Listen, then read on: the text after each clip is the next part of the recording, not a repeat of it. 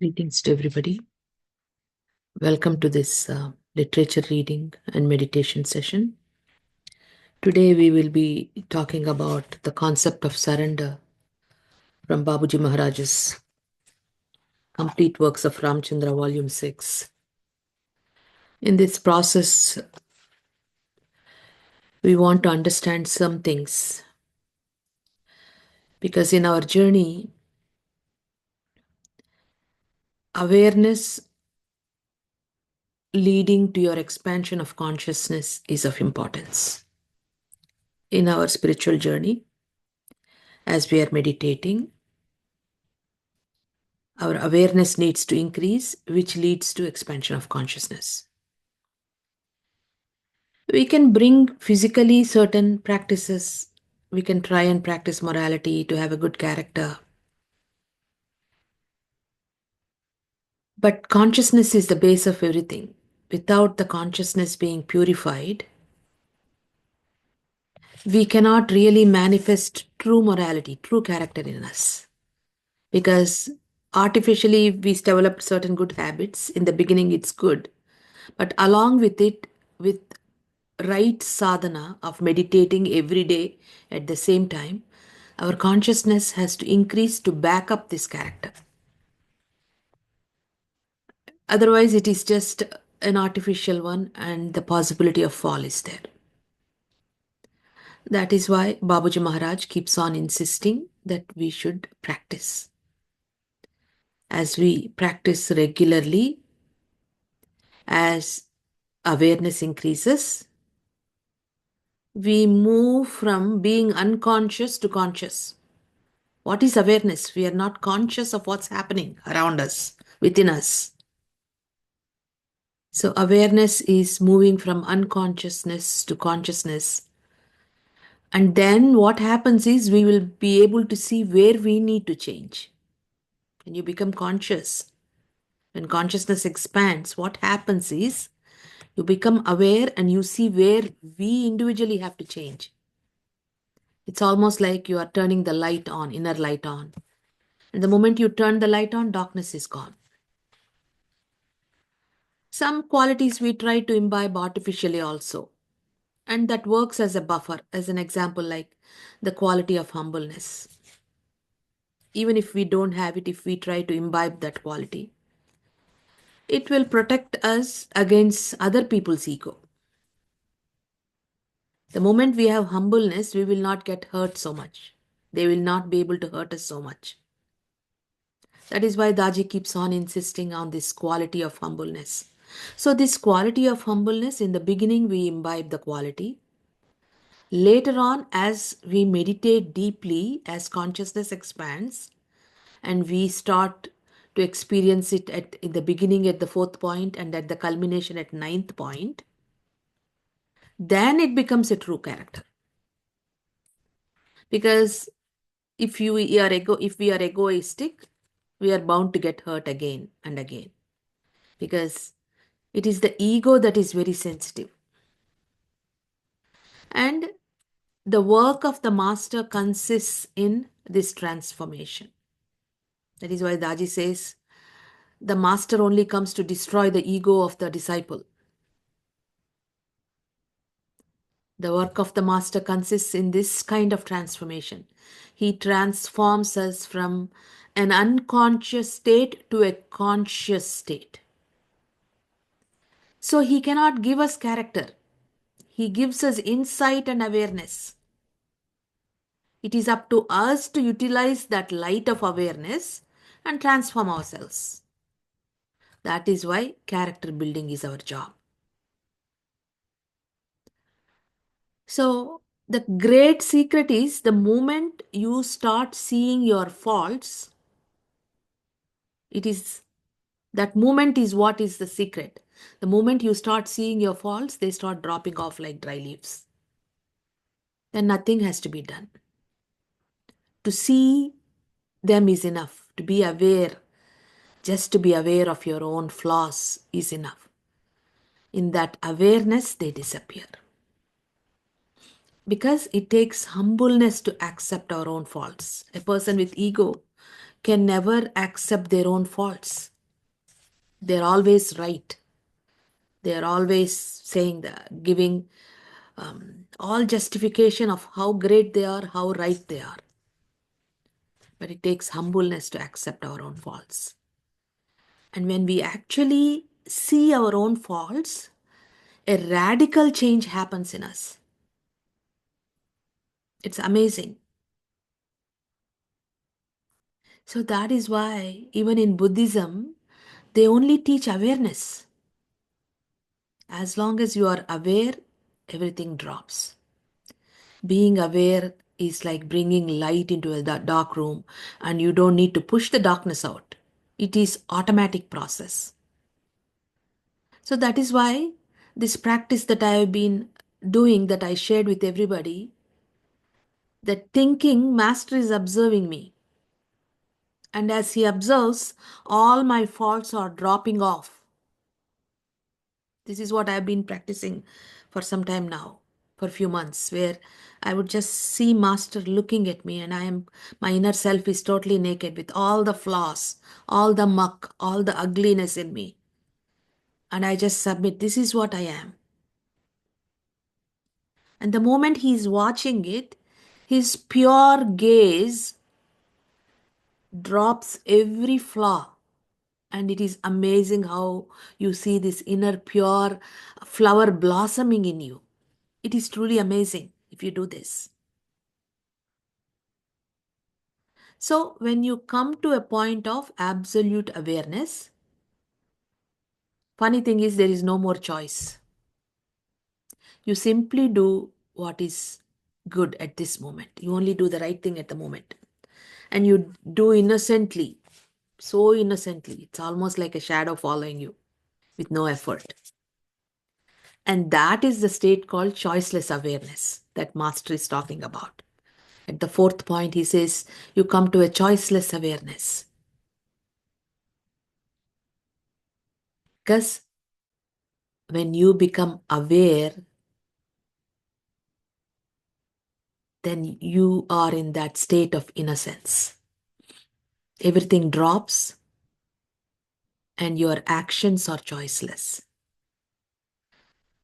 So, how to bring this awareness? And Master gives us one very beautiful clue that Babuji always talked about. Become aware of the precariousness of life, the momentariness. Life is so short, so precious, so precarious, because death can happen any moment. The moment it may knock on our door, we don't even know. We see our dear ones one moment and the next moment they are gone. How? So that is why Babuji said, live life as if you're going to die the next moment. And if that feeling is there, then that is the true awareness. That level of awareness leads us to that destination. So this concept of Buddhism that they were teaching, being aware, is a beautiful concept. And this is what our masters are trying to teach us to. Become aware. How to become aware? The moment we do our cleansing, more light is there. The moment you do absolutely meditation every day at the same time, there is a beautiful transformation in your soul. You will be amazed at how a particular time you meditate every day gives a quantum leap in your journey, because that is your date, that is your appointment with your guru. So at that moment when you have your appointment with your master, you keep it under all circumstances. You go early and you wait. So in meditation, that is what we do. And when we do like that, when we are meditating with this awareness that he's observing me in my meditation, he's the one who is observing me. And then everything drops off and the path just clears. And then you arrive at this natural state of, what is this choiceless less awareness state? That is the state of surrender. You don't make any choices. You accept. You are in a state of acceptance, moment by moment. So, this concept of surrender begins at point 4 for us. Babuji Maharaj says, in this era, the mind has become so restive and fickle that it is difficult to find a parallel. Some have problems finding a job, others have increased requirements to such an extent that their meager earnings are insufficient. If we take the example of those with money, God has given them everything. But even then, there is no contentment. The worry is only how to add to it. Okay, maybe it is not this. So then, what is the worry? The reason, medium, and instruments by which the wealth has been earned should remain as is. So the person keeps himself occupied in surveillance of the same and always remains in a dilemma and full of uncertainty. To be exact, man is not at ease. A businessman in America was questioned as to how much money he had, and he said around $1.6 billion. If the money he had were to thrown into sea at the rate of 1 unit per second, it would take around 52 years and 181 days. Listening to this, he was asked if he is happy with his present fortune. In fact, the fellow who sleeps on a stone pillow after a hard day's work is happier. The crux of the matter is to what extent it should be elaborated. Someone is worried on account of his children, another because of his health. Everyone is engrossed in their lives. That is where Babaji is saying that we have to be aware that life, precariousness of life, the short span of life that we have, and the goal that we have to achieve. So we have to perform in the world, but attention should be inward on ourselves. What should I write besides the fact that this is a paradox? The best condition is that which keeps you happy and contented. All great saints and souls have given priority to adversity and hard work. One mendicant prayed, "O God, give me all the sufferings of the world." Those are the souls who reach the apogee of progress and enter the sphere of permanent joy and become immortal. Because when you are continuously absorbed in the condition of joy, it is like a man sleeping, mosquito is biting, but it's not bothering him because he's sleeping. So when a person is sleeping in the divine lap, whatever is happening in the external world, it is not that he doesn't have suffering, that he doesn't want to suffer or he wants to suffer. His attention is not there. His awareness is shifted to the inner world.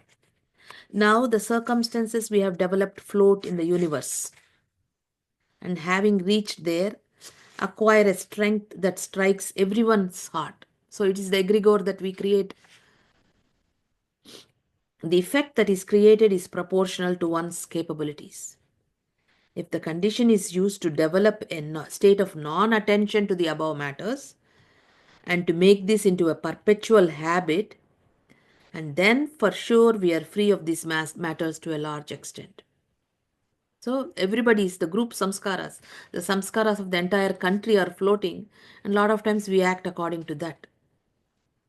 So that is why our 9 o'clock prayer becomes a very potent tool to bring transformation. And if you look at our 9 o'clock prayer, it is equivalent to this Indian prayer that we talk about, Sarve Jana Sukhino Bhava, all these prayers that we do in India. But when we do it as a group, it creates like a cloud on the atmosphere. And now everybody's mind is affected by that, and people start to feel peace. I live under the blue sky and reflect whatever color it assumes. A mendicant or saint is no different than us. The only difference is that his heart is contented and his desires are under his command. So we have to check into ourselves about this contentment. That's why Daji keeps on insisting about this feeling of contentment, even in our condition. We have to have craving, but we have to be content. His nature does not flow. We are not craving for the condition. We are craving for the beloved, but we are to be contented with the condition. It is like, I am contented with the amount of money that I have, but I crave for the beloved. So I am contented with the condition that he bestowed upon me at this moment, the journey, but still I am craving for him. His nature does not flow in the current of worldly colors. He has his own sort of color and he ultimately adapts himself into a state of colorlessness. He's talking about the sages. This results in detachment, which gives him ease and peace of the highest order. How is this possible? The answer is brief, is that he is never free from his own restlessness and yearning. We can never be free from our own restlessness for Mergence. I've been experiencing this condition. The joy is known only to my heart. Please understand this paradox of joy and agony. God willing, the joy and agony of this sort, the very soul of love, will be bestowed upon everyone. If this philosophy is explained, page after page will be filled. The pleasure of wheat is in its eating. Let me come to the point. It's everyone's solemn duty to care for his livelihood, and nothing wrong in praying if patience runs out. We should approach the ultimate in all humility and pray. He can do everything and he will when it is needed. In such situations, prayers will be granted. We are all dependent on his wish and order. Without his consent, even a leaf of a tree cannot move. Great saints have left everything to his wish. Their every belonging has been surrendered at the divine altar. This itself is called self surrender. We cannot even see him without his wish. We are meek and he is the ultimate. You mention, and this happens in the meditation too. Unless the will of the master is there, only when that purity happens in us, the true darshan happens. You'll be able to see the presence of the master, feel the presence of. You mentioned that you're not able to read the condition. The answer is this depends mostly on practice. When can we read the condition? When we develop sensitivity. When can we develop sensitivity? When our senses are refined. What is sensitivity? When can you see clearly? When your vision is clear. When your eyes are able to see clearly. When your eyes, the inner perception is refined. With meditation, you'll be able to see your own condition. You'll be able to feel your own condition. You'll be able to actually touch your own condition. And you'll be able to taste your own condition. These are all, we are only trying to perceive the inner condition with the external senses. But when these external senses are refined with sadhana, you will be able to feel your condition with the inner senses. And that is why a lot of us cannot feel our condition. The answer is this depends mostly on practice. Many people judge the nature and the condition of a person as soon as he comes before them, and they assess what sort of personality he is based on their experience, affection, and association. With perseverance, you start experiencing. Even otherwise, you can certainly feel things that cannot be translated into words. It is a good thought you surrender yourself to the ultimate master. You mention in your letter that to understand can at times become the reason for ego. I would not call it understanding if it culminates in ego. If your ideal is high, you will realize that all these are matters of the journey. Besides, if there is any condition and joy thereof, they should be taken as gifts from above. And if they are gifts from above, from the master, how can ego surface? The rest you can ask and know when we meet in person. This is all due to the grace of our elders, which you experienced during Lord Krishna's birthday. This grace shall pave the way for everyone who observed this fast. If this is remembered at the time of death, this grace will have reserved their place. Otherwise, whoever takes my place or those people who become like me will have this responsibility after me. He's talking about the masters that come after Babaji Maharaj. And he's trying to ask us to remember the condition at the time of death. So that means we don't know when death comes. So you have to constantly be in touch with your inner condition. That means that is the true awareness that we are talking about. In this continuation, he says, lose everything. When we attach ourselves with any work, then its success or failure also affects us. This is the only thing that keeps us in the chain. That is why Babaji Maharaj worked. And there were only 30, 40 people. If he thought, oh, I worked so hard and there's only 30, 40 people at that moment. When he died, there was probably a few hundred people. But now look how his work expanded. So he never looked at the results. He just kept working. His vision was on his master. And that is a good example for us. A lot of times we get frustrated also. Getting out from this chain is called the way to relaxation. That is, not focusing on the results. Now, does this open the door? When we attach ourselves with the highest power, if divine in his kindness shows the way, and this link is established, then the condition comes in which we sail smoothly with him and progress becomes faster. We sail smoothly with him. That's what happens to us in meditation when you meditate every day at the same time. Even if you are not striving for emergence, are we at least trying to associate with the highest power? The way to associate with him is through self surrender. Although it is, of course, difficult, especially for those who carry such heaviness in their hearts that does not allow them to rise high on the balance of spirituality. So that is why the heart has to be pure. When the heart is not pure and it is burdened continuously with negativity in us, and if our mind is continuously outward, the presence of the divine presence cannot stay in our heart.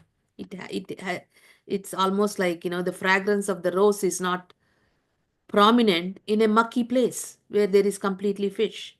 So that is why heart has to be kept pure under all circumstances. We should cooperate with the teacher as a schoolboy does. The first step of self surrender is discipline. We should have the discipline to wake up and meditate.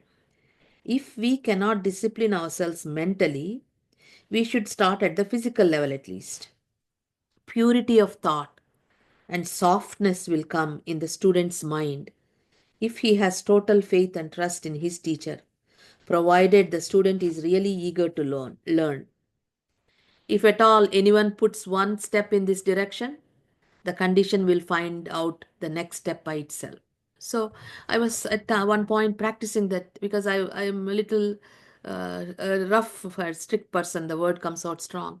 So I had to work on this consciously that my word and thought and heart are becoming soft. My heart is becoming so soft with love.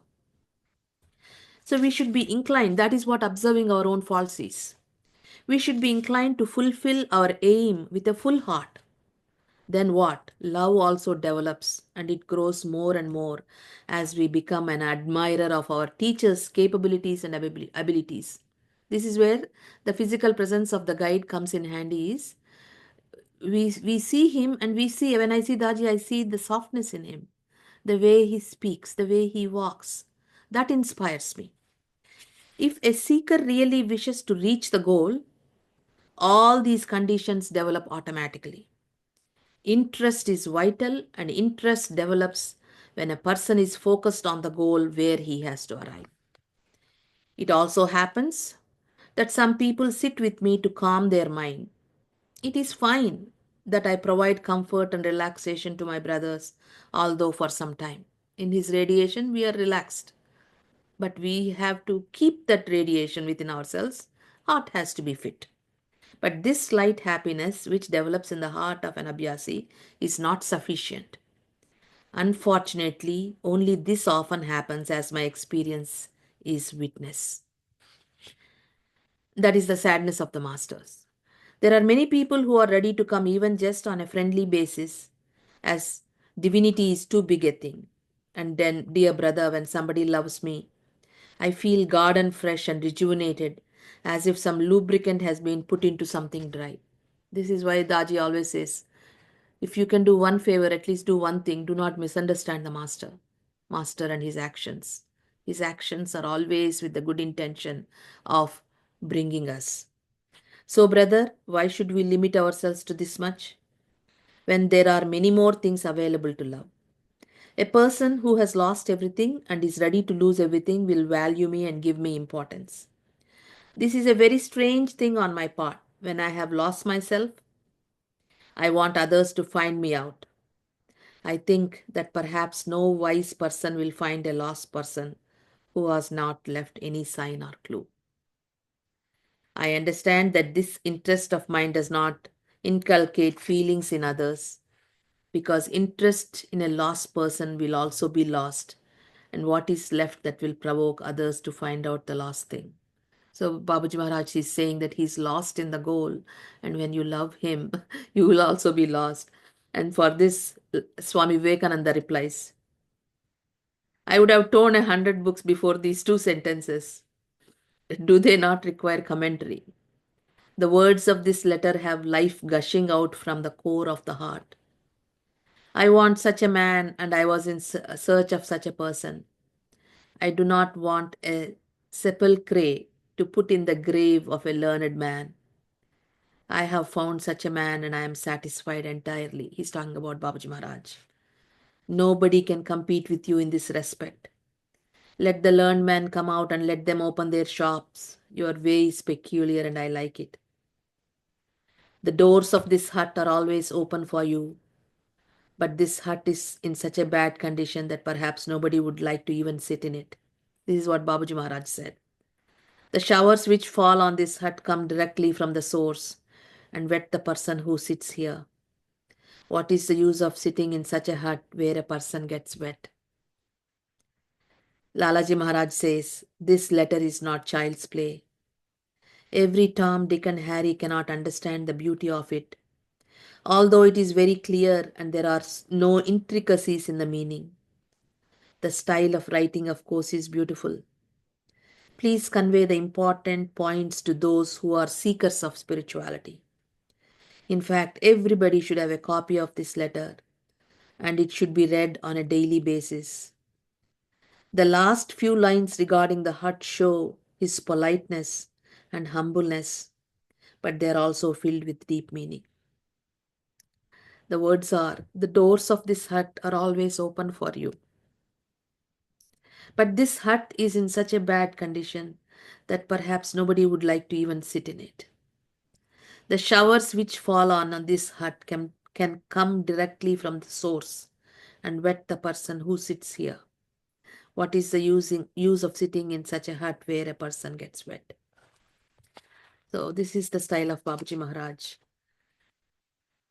Message is be merged, be in remembrance of such great beings and be merged in their condition to receive the grace from above. Beautiful readings. You may go back and read. It's from Complete Works of Ram Chandra Volume 6. Let us all meditate.